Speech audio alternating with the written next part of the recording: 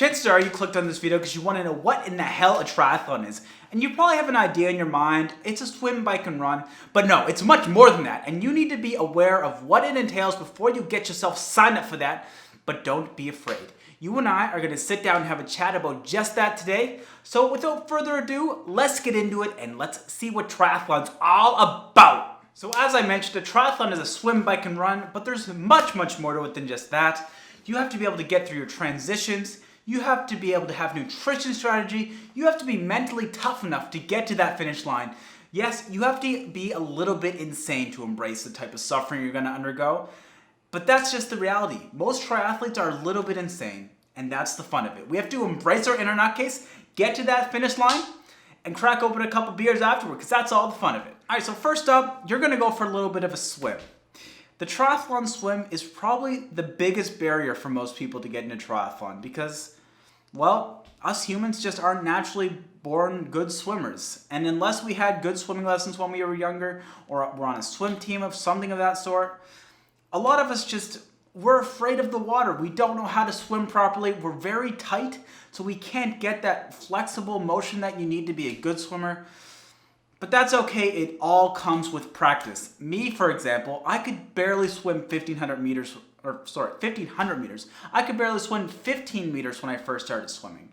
Now I can do an hour swimming straight without stopping. I could probably go longer, but swimming in a pool is boring and I'm still scared of the open water. So don't let swimming be your barrier. Make sure that you use the free online resources available to you. I'll leave a link to a couple that I use down below because it's not that bad. It sucks to get used to it, but you will get used to it and you will become a great swimmer. Maybe not a great swimmer, but a good swimmer. A good enough swimmer to get to that start line for sure. Without a doubt. Even if you're deathly afraid of the water right now, you can train yourself to become a decent swimmer. It's not that bad. You just have to get out there and do it and make sure that you follow these free online resources that I'll post down below, because the really sucky thing about swimming is that it doesn't matter how much you do it. If you're doing the wrong thing over and over and over, those bad habits are just going to get ingrained into your mind, and the habit is going to be super hard to break, and you just won't be able to get any faster no matter how much you try. It's not like biking or running where doing more of that will improve your aerobic capacity and your ability to run and bike farther and faster.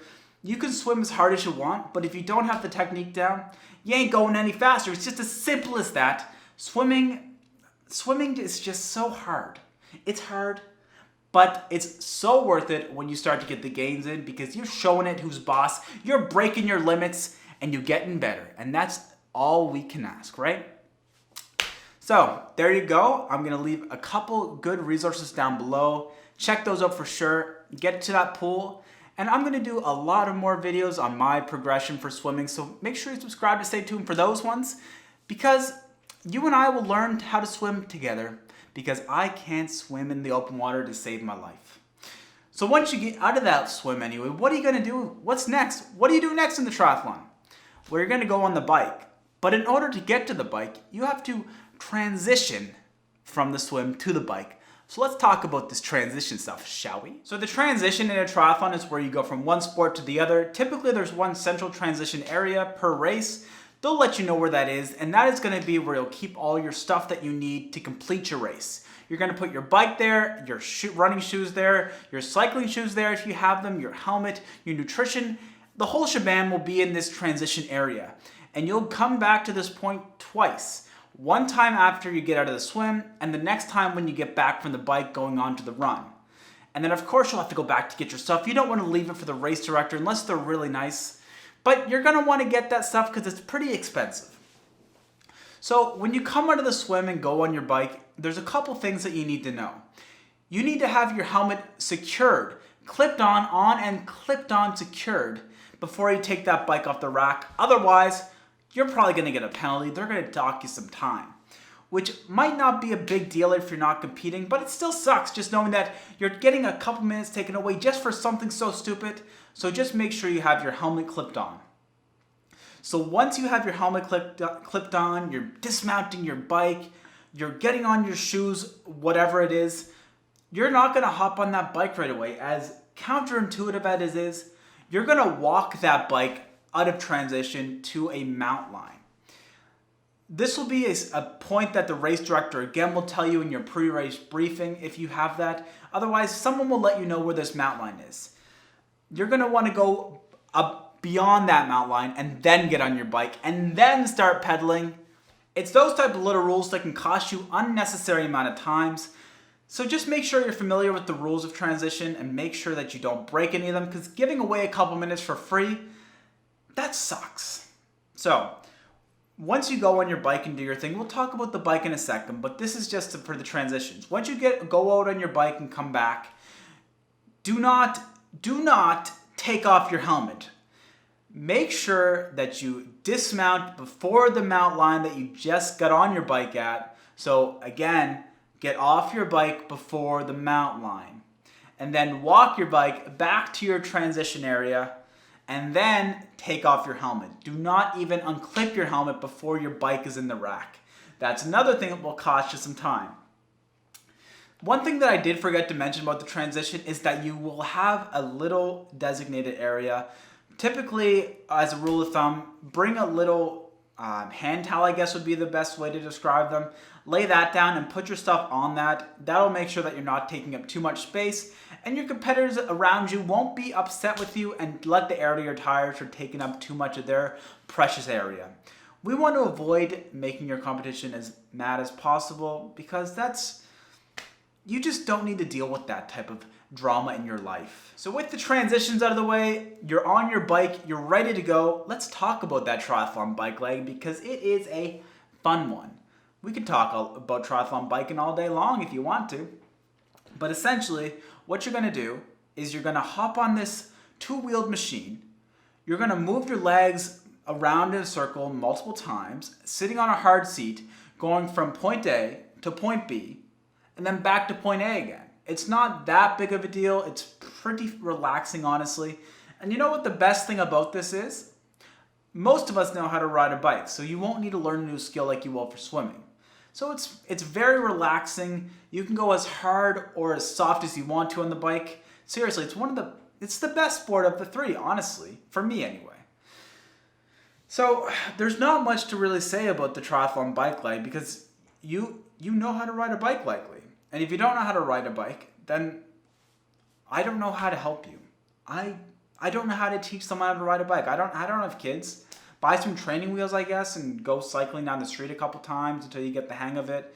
Have your wife, girlfriend, boyfriend, whatever it is, hold you as you're cycling along, and then they'll pretend that you're still there, and then they'll let go, and then you'll be so excited with yourself that you're biking by yourself.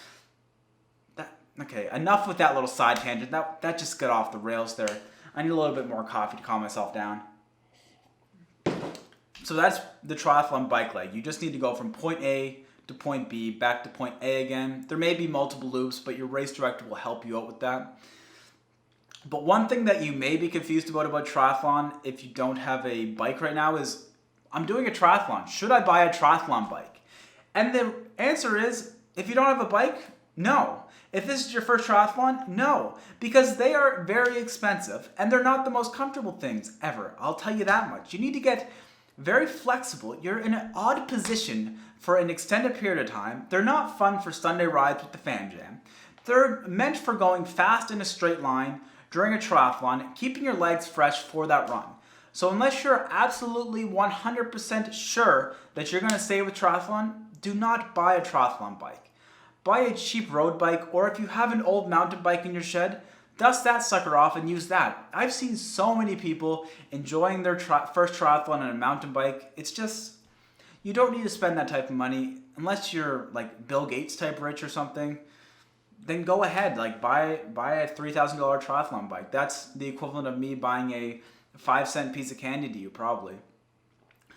So that's the triathlon bike in a nutshell. You're going to transition from the swim to the bike. Make sure that you're getting on your bike only after the mount line. You're not getting your bike off the rack before you take your helmet off.